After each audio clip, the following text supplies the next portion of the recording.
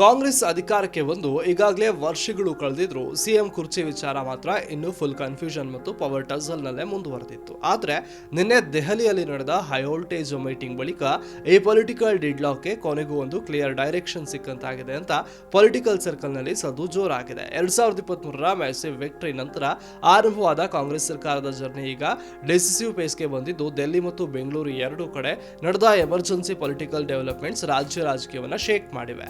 Government formation ಸಮಯದಿಂದಲೇ Siddaramaiah ಮತ್ತು DK Shivakumar ನಡುವೆ CM post ಬಗ್ಗೆ ಸೈಲೆಂಟ್ ಕಾಂಪಿಟೇಷನ್ ಇತ್ತು. ಹೈಕಮಾಂಡ್ ಮಧ್ಯಪ್ರವೇಶ ಮಾಡಿ ಸಿದ್ದರಾಮಯ್ಯ ಅವರನ್ನ ಸಿಎಂ ಆಗಿ ಸೆಲೆಕ್ಟ್ ಮಾಡಿತ್ತು. ಡಿಕೆ ಶಿವಕುಮಾರ್ಗೆ ಡೆಪ್ಯೂಟಿ ಸಿಎಂ ಮತ್ತು ಕೆಪಿಸಿಸಿ ಪ್ರೆಸಿಡೆಂಟ್ ಚಾರ್ಜ್ ಅನ್ನ ನೀಡಲಾಗಿತ್ತು. ಅಂದಿನಿಂದಲೇ ಪವರ್ ಶೇರಿಂಗ್ ಫಾರ್ಮುಲಾ ಬಗ್ಗೆ ಬಿಹೈಂಡ್ ದ ಸೀನ್ಸ್ ಚರ್ಚೆಗಳು ನಡೀತಾನೆ ಬಂದಿದ್ವು. ಇದೀಗ ನಿನ್ನೆ ದೆಹಲಿಯಲ್ಲಿ ಸುಮಾರು 6 ರಿಂದ 7 ಗಂಟೆಗಳ ಕಾಲ ಮ್ಯಾರಥಾನ್ ಮೀಟಿಂಗ್ ನಡೆದಿದ್ದು, ಕೆಸಿ ವೇಣುಗೋಪಾಲ್ ಮತ್ತು ಸುರ್ಜೇವಾಲಾ ಸೇರಿದಂತೆ ಟಾಪ್ ಕಾಂಗ್ರೆಸ್ನ ಲೀಡರ್ಶಿಪ್ಗಳು ಇದರಲ್ಲಿ ಭಾಗಿಯಾಗಿದ್ರು. ಇನ್ನು ಈ ಮೀಟಿಂಗ್ ನಲ್ಲಿ ಕರ್ನಾಟಕ ಲೀಡರ್ಶಿಪ್ ಚೇಂಜ್ ಬಗ್ಗೆ ಸೀರಿಯಸ್ ಡಿಸ್ಕಷನ್ ನಡೆದಿದ್ದು, ಸಿಎಂ ಸಿದ್ದರಾಮಯ್ಯ ಅವರಿಗೆ ನ್ಯಾಷನಲ್ ಪಾಲಿಟಿಕ್ಸ್ ಕಡೆ ಶಿಫ್ಟ್ ಆಗುವಂತೆ ರಾಜ್ಯಸಭಾ ಸೀಟ್ ಆಫರ್ ಮಾಡುವ ಪ್ರಪೋಸಲ್ ಕೂಡ ಇಡಲಾಗಿದೆ ಎಂಬ ಮಾಹಿತಿ ಬಂದಿದೆ. ಇನ್ನೊಂದೆಡೆ ಡಿಕೆ ಶಿವಕುಮಾರ್ ಅವರಿಗೆ ಸಿಎಂ ಪೋಸ್ಟ್ ಬಹುತೇಕ ಕನ್ಫರ್ಮ್ ಆಗ್ತಿದೆ ಎಂಬ ಡಿಸ್ಕಷನ್ಸ್ ಪೊಲಿಟಿಕಲ್ ಕಾರ್ಡಿಯಸ್ ನಲ್ಲಿ ಸ್ಟ್ರಾಂಗ್ ಆಗಿವೆ. ಅವರ ಆರ್ಗನೈಸೇಷನ್ ಸ್ಕಿಲ್ಸ್, ಎಲೆಕ್ಷನ್ ಸ್ಟ್ರಾಟಜಿ ಮತ್ತು ಗವರ್ನಮೆಂಟ್ ಹ್ಯಾಂಡಿಂಗ್ ಕೇಪಬಿಲಿಟಿ ನೋಡಿಕೊಂಡು ಹೈಕಮಾಂಡ್ ಈ ನಿರ್ಧಾರವನ್ನ ಮಾಡಿದೆ ಎನ್ನಲಾಗ್ತಾ ಇದೆ. ಇನ್ನು ಸೋರ್ಸ್ಗಳ ಪ್ರಕಾರ ಸಿದ್ದರಾಮಯ್ಯ ಅವರು ಕೆಲವು ಕಂಡೀಷನ್ಸ್ ಜೊತೆ ರೆಸಿಗ್ನೇಷನ್ಗೆ ಆಲ್ಮೋಸ್ಟ್ ಅಗ್ರಿ ಆಗಿದ್ದಾರೆ ಎನ್ನಲಾಗ್ತಾ ಇದ್ದು, ಪುತ್ರ ಯತೀಂದ್ರ ಅವರಿಗೆ ಡೆಪ್ಯೂಟಿ ಸಿಎಂ ಪೋಸ್ಟ್ ನೀಡಬೇಕೆಂಬ ಡಿಮ್ಯಾಂಡ್ ಕೂಡ ಇದೆ ಎನ್ನಲಾಗಿದೆ.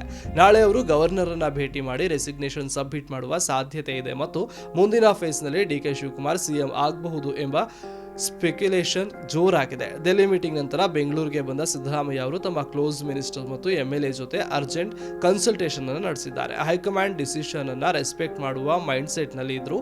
ಅವರ ಕ್ಯಾಂಪ್ ನಿಂದ ರೆಸಿಗ್ನೇಷನ್ ಬೇಡ ಎಂಬ ಸ್ಟ್ರಾಂಗ್ ಪ್ರೆಷರ್ ಕೂಡ ಇದೆ. ಮುಂದಿನ ಬ್ರೇಕ್ಫಾಸ್ಟ್ ಮೀಟಿಂಗ್ ಮತ್ತು ಎಮರ್ಜೆನ್ಸಿ ಪೊಲಿಟಿಕಲ್ ಮೀಟಿಂಗ್ಸ್ ಈ ಎಂಟೈರ್ ಪವರ್ ಟ್ರಾನ್ಸಿಷನ್ ನ ಫೈನಲ್ ಡೈರೆಕ್ಷನ್ ಡಿಸೈಡ್ ಮಾಡಬಹುದು ಅಂತ ಹೇಳಲಾಗ್ತಾ ಇದೆ. ಇನ್ನು ಮಿನಿಸ್ಟರ್ ಮತ್ತು ಎಂಎಲ್ಎ ಸಿಎಂ ನಿವಾಸದ ರಶ್ ಆಗ್ತಾ ಇದ್ದು, ಸಿಚುವೇಶನ್ ಸೀರಿಯಸ್ನೆಸ್ ಅನ್ನ ಕ್ಲಿಯರ್ಲಿ ಶೋ ಮಾಡ್ತಾ ಇದೆ.